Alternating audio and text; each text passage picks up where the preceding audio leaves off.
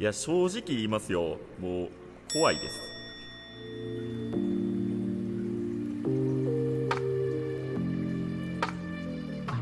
皆さん、いかがアクアをお過ごしでしょうか。文系アカリストのハテナです。はい、ということでですね、バズったな。はい。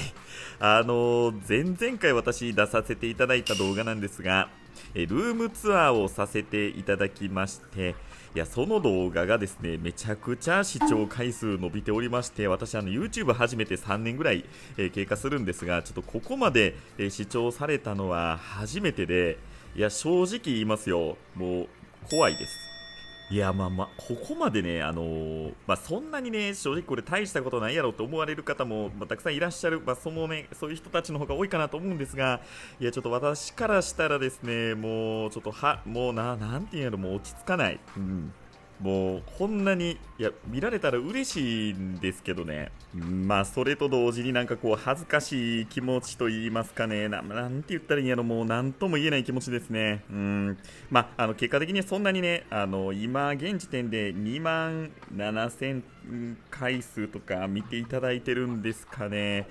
しかもね、チャンネル登録の方、もありがたいことに、もうこれかなりね、もう今までにないペースで増えておりまして、今年5000名、到達したいっていう目標を、立てたんですが、いやーもうこのね今年の終わりぐらいにできるかなどうかなっていうぐらいの、私からしたら目標だったんですが、いやだいぶね間近に迫ってきておりまして、なんとなくね焦ってます。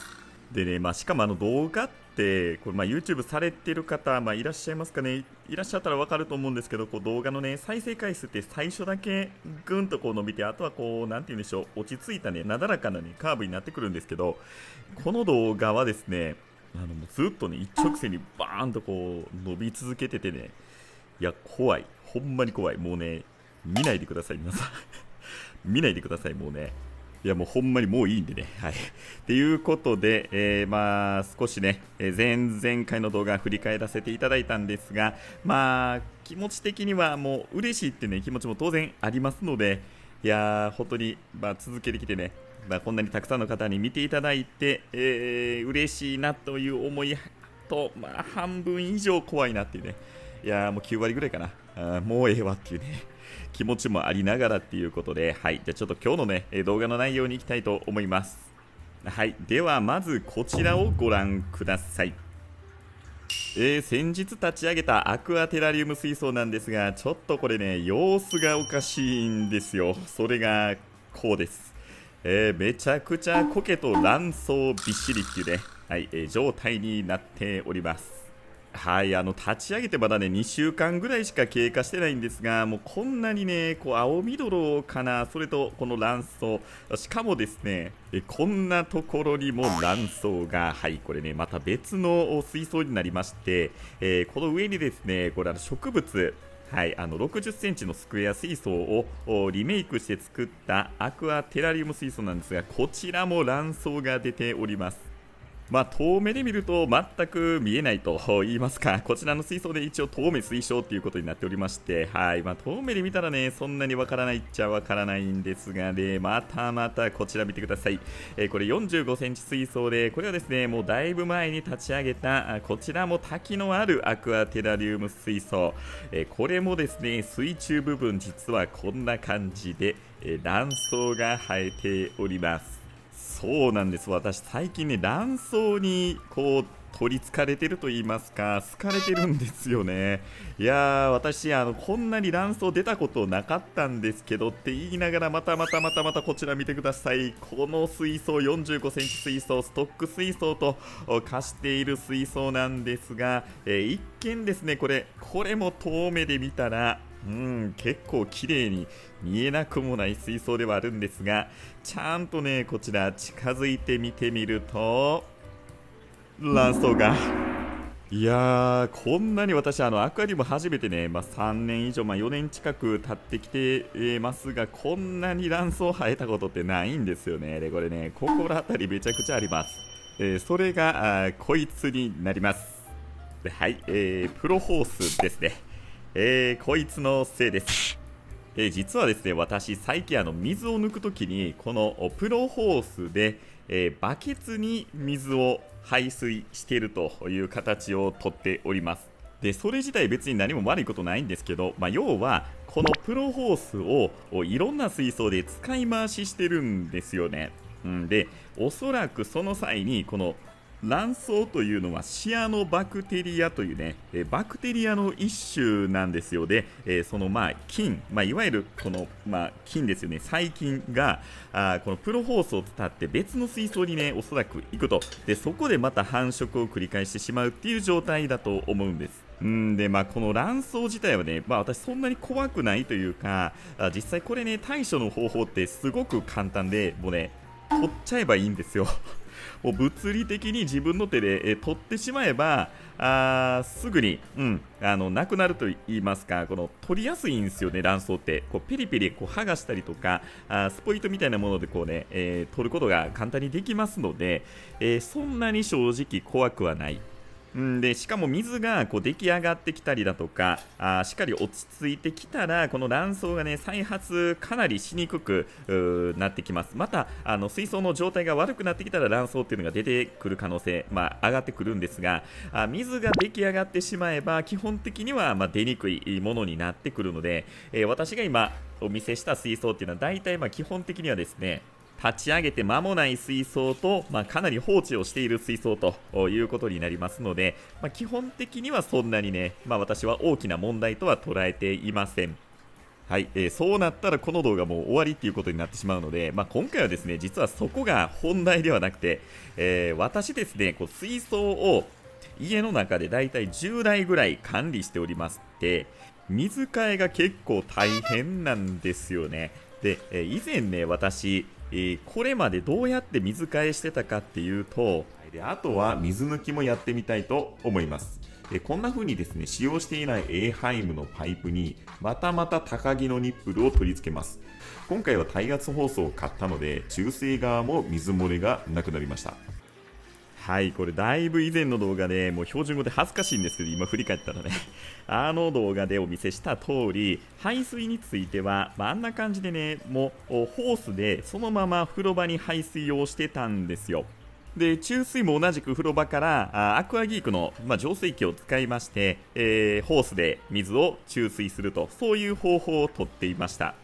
はい、水槽で10台ぐらい超えてくると、やっぱり注水、排水、これめちゃくちゃ面倒なんですよね。皆さんご経験あると思うんですが、で、こういう方法を取っていたんですが、実は私ね、今回、バケツに戻しました。っていうことで、言いたい動画でした。もうだいぶ前置き長くなってしまいましたが、それだけはね、とりあえず今回は言いたかった。そうで、この、要はバケツリレーですよね。私、もうだいぶ初期の頃はもうバケツで水を入れて、排出、これやってたんですけど、もうずっとね、楽な方法ばっかりでやってたんですね。なぜ今、バケツリレーに戻したのかっていうことをね、少しご説明をしたいと思います。で、まず1点目です。これがね、おそらく私の中では一番大きい理由なんですが、今までの方法だと何リットル水替えしたかがわからない。いや、これね、めちゃくちゃ初歩的な話なんですけど、バケツ使わんかったらね、排水した水の量がわかんないんですよ。めっちゃ初歩的でしょ。いや、これ自分で言っててね、アホやなと思ってるんですけど、そうなんですよ。めちゃくちゃ頭悪いんですけど、大体1週間に3分の1ぐらい水替えってね、基本的に言うじゃないですか。で、その量が、もう私ね、多分もっと変えてたと思います。以前は。わかんないんで。大体雰囲気でね、時間とかでなんとなく適当にやってて、いやー、これね、やっぱ水質安定しないですよ。排水だけね、さっきやってしまって、例えば水槽の3分の1ぐらいね、水位減らせば、それぐらい水が抜けてるっていうのは分かるんですけど、私の場合は、注水も同時にやるんですよ。やっぱりね、この3分の1水が減ってるっていう状態が、生態とか水草にとってね、あんま良くないかなっていうふうに思ってましたので、でね、このホースをこの突っ込んで、で、風呂場に流すっていう、そのホースをね、この準備するのも、時間かかるし、で、最後水抜き切った後もホースを片付けるみたいな、その作業もありまして、意外とね、手間やったんですよ。だからなんかね、もったいなくて、その手間が。だから、必要以上にね、たくさんの量水変えちゃってるってことに気づいたんですよね、だいぶ最初に。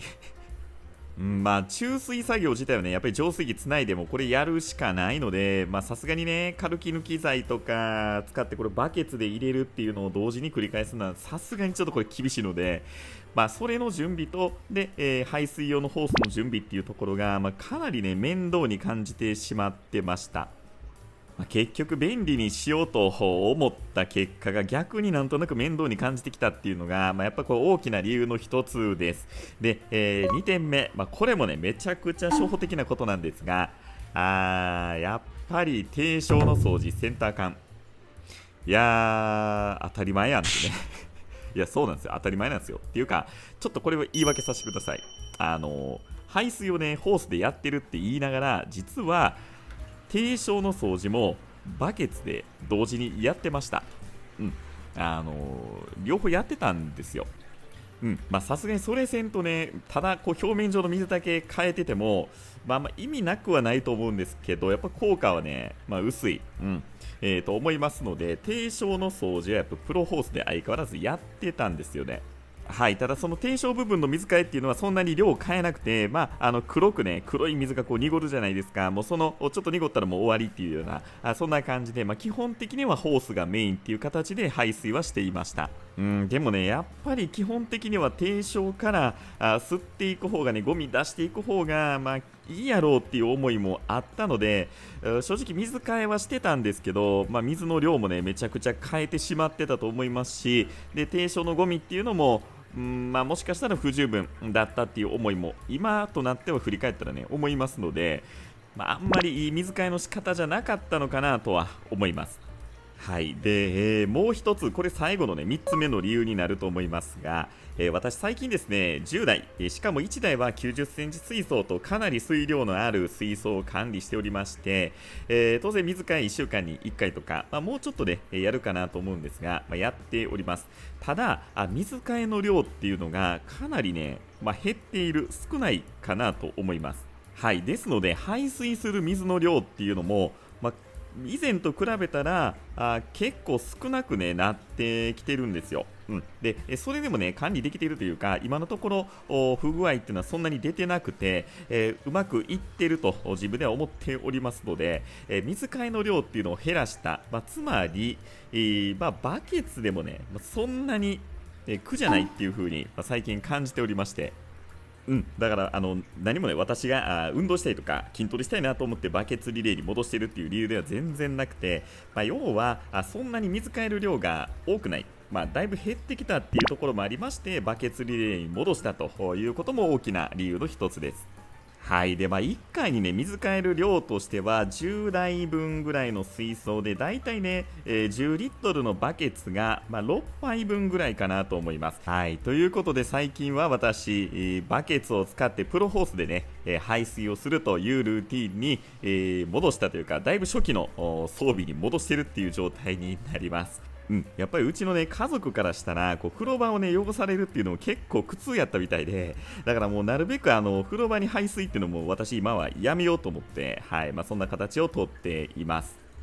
そのせいでもしかしたらね、シアノバクテリアもだいぶ他の水槽に回って、で立ち上がってない、初期の水槽に被害が出たっていうのはあると思うんですが、シアノバクテリアはね、今映ってる通りこれ3日間ぐらいでねもうここまで綺麗になりました。で、なぜかコケもですね、南沼エビちっちゃいやつ8匹ぐらい、入れたらめちゃくちゃ綺麗になって、ご覧の通りいい状態をね、キープできてるかなと思います。はい、ということで、今回はちょっといろんなね、話がこうあっち来たりこっち来たりしてしまって、聞きづらい内容となってしまったかと思いますが、今回の内容は10代水槽を管理するにあたって私がバケツリレーに戻した理由ということでお話をしてきました。はい、また今度ですね、せっかくこの4.5畳の部屋で、私今管理しておりまして、植物半分、水槽半分というところで、どういう休日の過ごし方をしているのかみたいなところをまたアップしてもね、いいのかなというふうに思っております。はい、ということで本日も最後までご視聴ありがとうございました。ぜひこの動画が良ければ高評価、チャンネル登録をよろしくお願いいたします。それではまた。